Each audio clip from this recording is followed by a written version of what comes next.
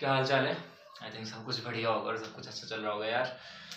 थोड़ी दिक्कत की वजह से मैंने वीडियो डाल नहीं पाया हूँ मैं 2-3 दिन से, 4-5 दिन से, मतलब रेगुलर वीडियो में डाल नहीं पाया हूँ। लास्ट लेक्चर मैंने लगता है कंपाइलर डिजाइन की फर्स्ट यूनिट में डाला था, थर्ड ईयर का।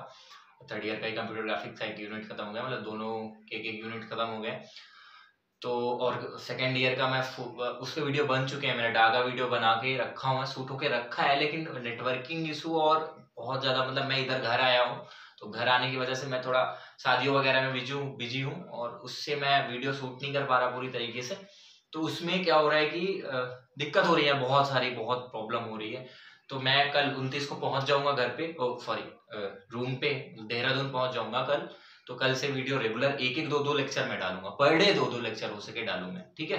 कल नहीं डाल पाऊंगा तो परसों, परसों नहीं डाल पाऊंगा तो नरसों, मतलब ऐसे डालूंगा कि आपका बस 10 के पहले यार मैं खत्म करना चाहता हूँ और खत्म हो जाए, ठीक है। आप भी हमारे साथ लगे रहोगे तो खत्म करता रहूंगा। यहाँ पे मैं 15-20 मिनट का जो वीडियो बनाऊंगा, लाइन ड्राइविंग एल्गोरिथम जो है मेरा, वो मैं बताऊंगा रेसन एम से, और वो डीडीए, ठीक है, डिजिटल डिफरेंशियल एनालाइजर, वो दोनों मैं बता देता हूँ यहाँ पे, अच्छे से समझा देता हूँ क्योंकि टाइम मेरे पास बहुत ज्यादा कम है, आज भी मुझे जाना है कहीं, ठीक है।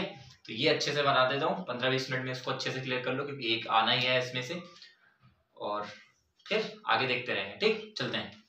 ये कंप्यूटर ग्राफिक्स की सेकेंड यूनिट का है, फर्स्ट पार्ट ही होगा, ठीक है।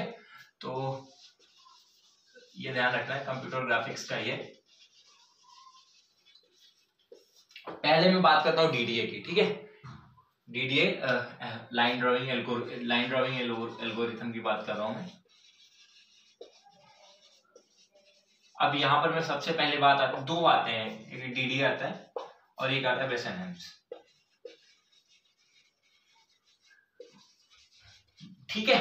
ध्यान दो, डीडीए को इसका फुल फॉर्म जो होता है वो डिजिटल डिफरेंशियल एनालाइजर भी बोला जाता है इसको, ठीक है।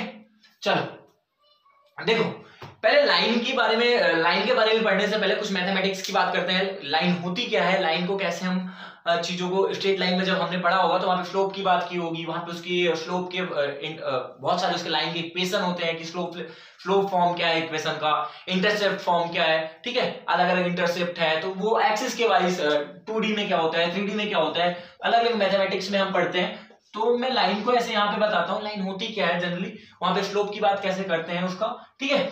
तो मैंने कहा कि ये हमारे पास कोई प्लेन है, XY प्लेन है, और यहाँ पर मैंने कोई लाइन ड्रॉ की हुई है, ठीक है। अब इस लाइन का स्लोप क्या होता है, जो मेन फॉर्म होता है इसका, स्लोप देखा जाता है। तो स्लोप को अगर मैं मैथमेटिक्स की भाषा में बताऊं, कैलकुलस की भाषा में बताऊं, कैलकुलस की लैंग्वेज में बताऊं, तो हम dy/dx पढ़ते हैं।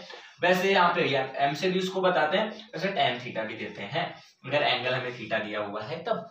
थीटा क्या है, एक्स एक्सिस से उसके वाई एक्सिस की तरफ जो उसका एंगल लाइन से क्रिएट हो रहा है वही थीटा है, ठीक है। मेरी बात समझ में आ रही होगी इतनी। ये होता है हमारा स्लोप, और इसी स्लोप को ही लेकर पूरी कहानी होनी है। चाहे डीडीए की बात करूंगा, चाहे ब्रेसन हेम्स की बात करूंगा, दोनों लाइन ड्राइविंग एल्गोरिथम हमारे यही काम करेंगे। और इस पे क्वेश्चन पूछता है ये हमें दे दिया, ऐसा कोई पॉइंट दे दिया, इस पॉइंट से मुझे पॉइंट जनरेट करके बताओ। और अब इसमें डिफरेंस क्या है, दोनों लाइन ड्राइविंग एल्गोरिथम है, डीडीए क्यों दिया और डीडीए देने के बाद फिर ब्रेसन हेम्स की क्यों जरूरत पड़ी, तो ध्यान देना। डीडीए में हम क्या करते हैं, डीडीए में क्या होता है, डीडीए में जब हम डीडीए एल्गोरिथम यूज करके हम किसी भी कोई भी पॉइंट बताते हैं, जैसे मैंने कहा कि हमें ये फर्स्ट पॉइंट दे दिया 0 0, सॉरी 0 1 0, 1 0 दे दिया या 1 1 दे दिया, मान लो, ठीक है, 1 1 दे दिया। अब मुझे ये अलग अलग पॉइंट पे पॉइंट की मुझे इक्वेशन बतानी होती है। ये मतलब हर एक एल्गो का मतलब क्या होता है, स्टेप वाइज चलना। मेरी बात समझ रहे हो क्या, स्टेप वाइज चलना, तो स्टेप वाइज का पॉइंट बताना होता है, वही उसका यूज करके हम दोनों का यूज करके वही करते हैं।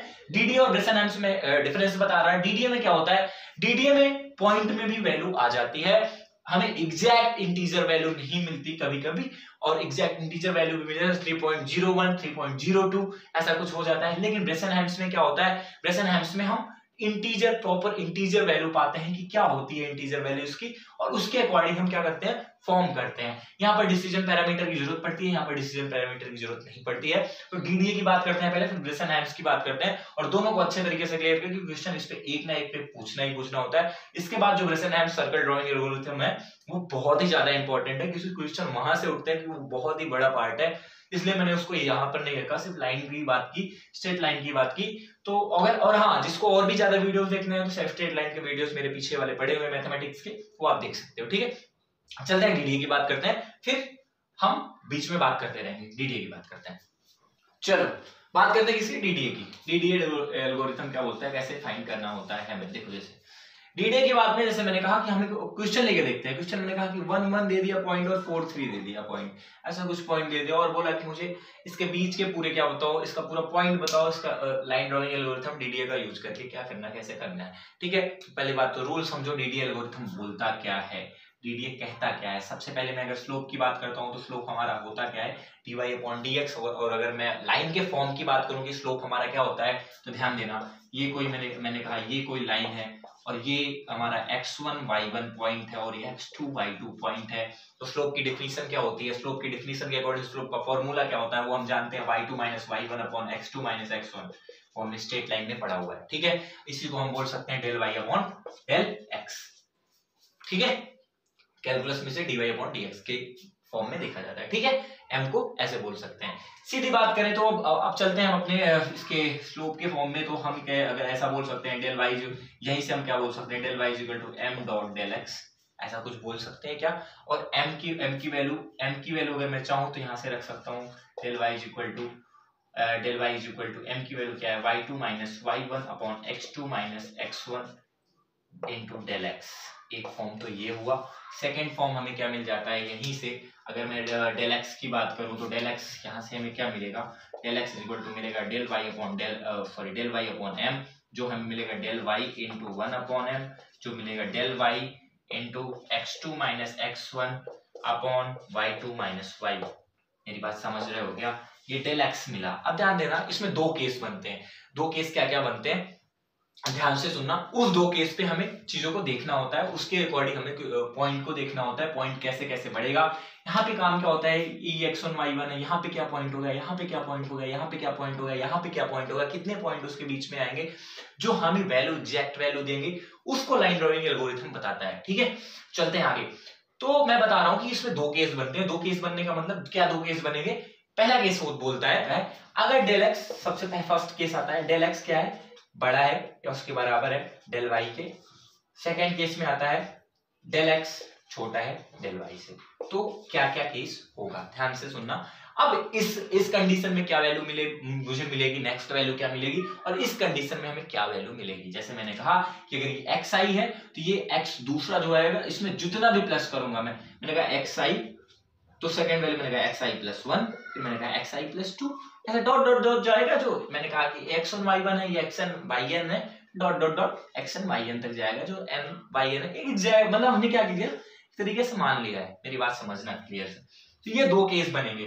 अगर डेल एक्स क्या है, x2 minus x1, x2 minus x1 दोनों के, अगर ध्यान देना दो कंडीशन हमें निकालना है, x2 माइनस x1 निकाल लेना, y2 माइनस y1 निकालना है। इस केस में जैसे मैं निकालूं अगर, तो x2 माइनस x1 क्या होगा, 4 माइनस 1 3 है, 4 माइनस 1 3 है और 3 माइनस 1 2 है।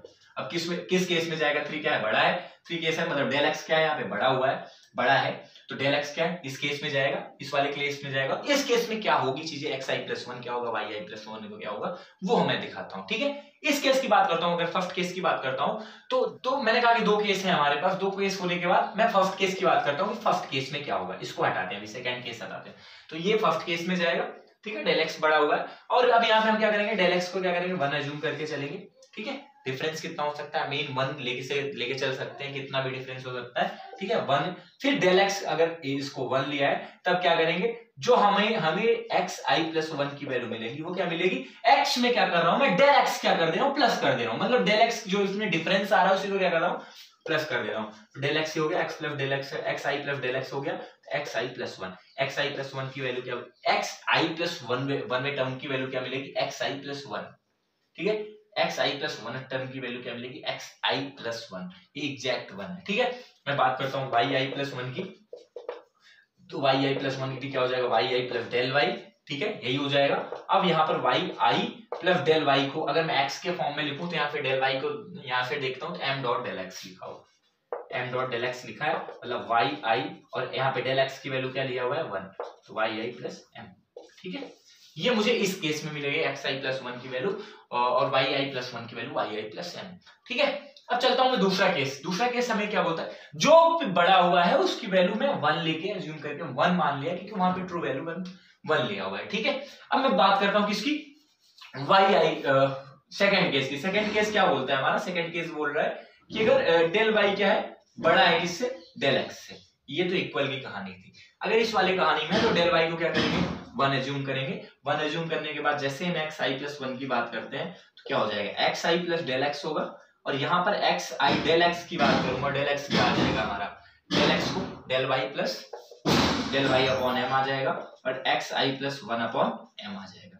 ठीक है, एक्स आई प्लस 1 ये मिल गया और फिर वाई आई प्लस 1 की बात करूंगा तो वाई आई प्लस 1 हमें क्या मिल जाएगा, वाई आई प्लस 1 के वाई आई प्लस डेल वाई और डेल वाई क्या है 1 है तो वाई आई प्लस 1 आ जाएगा। ये हमारा डीडीए की कहानी।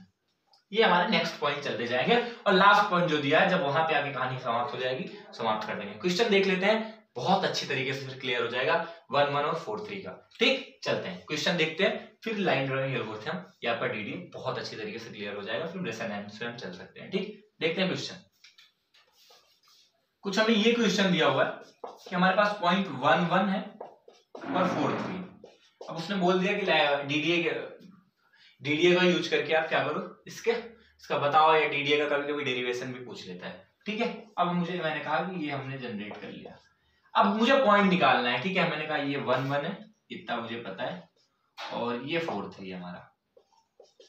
ठीक, इनके बीच का निकालना है। देखो अब इसमें मैं एक तो एक्स आई बनाऊंगा, एक वाई आई बनाऊंगा प्रेजेंट वैल्यू, फिर एक एक्स आई प्लस 1 बनाऊंगा, एक वाई आई प्लस 1 बनाऊंगा। ये वैल्यू मुझे लास्ट तक ले जाना है, कहां पे पॉइंट हमें कैसे मिलेंगे। ठीक है, चलते हैं, देखो निकालते हैं। अब देखो एक्स आई की बात करूं तो एक्स आई हमें क्या मिला है, पहले 1 मिला है। वाई आई की बात करूं तो क्या मिला है, 1 मिला है। यहां से स्टार्टिंग की बात करूं, यहीं से स्टार्ट हो रहा है हमारा। ठीक है, चलते हैं। अब ध्यान दो, सबसे पहले हमें काम क्या करना है, डेल एक्स निकालना है। डेल एक्स निकालूंगा तो मैं क्या निकलेगा, 4 - 1, 4 - 1 क्या मिलेगा, x2 - x1, 4 - 1 जैसे निकाला हमने 3 मिला। और डेल वाई निकालूंगा मैं, डेल वाई क्या मिल जाएगा हमें, 3 - 1 2। मेरी बात ध्यान से सुनना। अभी यहां से देखो तो यहाँ पे क्या मिल रहा है मुझे, del x greater than del y. किस केस में गया, फर्स्ट केस में गया। फर्स्ट केस में गया, ध्यान दिए रहना। मुझे स्लोप भी निकाल लेना है, सबसे पहले मैं स्लोप भी निकाल सकता हूँ। तो स्लोप निकालूंगा तो वैसे y2 - y1, y2 - y1 क्या आया है, डेल वाई की वैल्यू क्या आई हुई है, 2 आई हुई है और x2 - x1 क्या आई हुई, 3, 2/3 हमारी स्लोप की वैल्यू। ये भी ध्यान दिए रहना। ठीक है, अब देखो यहां से ये इस केस में क्या, फर्स्ट केस में गया। फर्स्ट केस में क्या था, xi + 1 की वैल्यू क्या थी, xi + 1 टर्म की वैल्यू क्या थी, xi + 1, xi की वैल्यू क्या है 1 और 1 की वैल्यू क्या है 1 1। ध्यान से समझ रहे हो क्या, लेकिन ये xi + 1 आ गया। अब मुझे yi + 1 भी निकालना है। तो yi + 1 हम जैसे निकाले, yi + 1 क्या हमें आ गया, yi + 1 की जैसे ही बात किया हमने तो yi + 1 में हमें क्या है, yi plus yi plus m आया था। तो yi क्या है हमारा, yi भी 1 है प्लस m क्या है 2/3 है। 2/3 की बात करूं, जैसे हमने इसकी बात की 3 + 2 ये हो गया 5/3 और मैं इसको करूंगा 3 1 3 और ये तुम्हारा बचेगा 2 1.67 समथिंग आएगा। ठीक है, अब हमें वैल्यू क्या मिल गई, xi + 1 क्या मिल गया, xi + 1 हमें 2 मिला, yi + 1 क्या मिल गया 1.67 मिल गया। ठीक है, मेरी बात समझ रहे हो क्या। अब हमें क्या मिल गई, प्रेजेंट वैल्यू हमारी क्या होगी 2 और 1.67।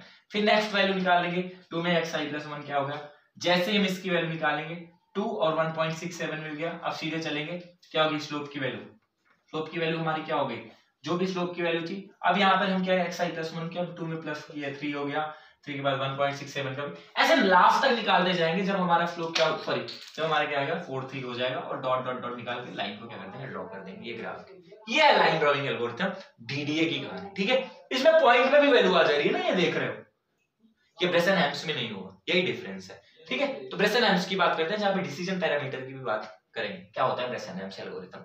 ठीक है, चलते हैं बात करेंगे ब्रेसन-हेम्स क्या होता है।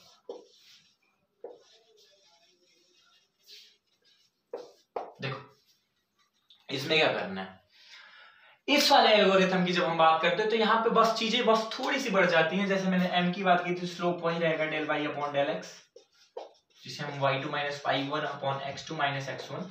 डिसीजन पैरामीटर की बात करते हैं। डिसीजन पैरामीटर की बात क्यों करते हैं, क्योंकि हमें हर एक पॉइंट पे नई वैल्यू जनरेट करनी होती है और उसी के अकॉर्डिंग हमें वैल्यू निकालनी होती है जिसे प्रॉपर इंटीजर वैल्यू मिल सकती है, इसलिए डिसीजन पैरामीटर का यूज होता है। ठीक है, जैसे डिसीजन पैरामीटर क्या होता है, डिसीजन पैरामीटर की वैल्यू कहां से मिलती है, वो मिलती है 2 del y minus del x।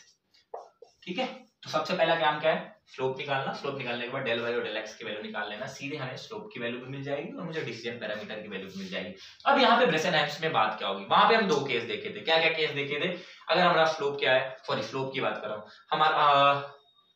हमारा जो del x और del y की वैल्यू पे डिपेंडेंट था कि ये क्या है, अगर ये बड़ी है या ये छोटी है, तो हम क्या वैल्यू के अकॉर्डिंग हम क्या करेंगे, चेंजेस करते रहेंगे और हम पॉइंट अपना आगे वाला पाते रहेंगे।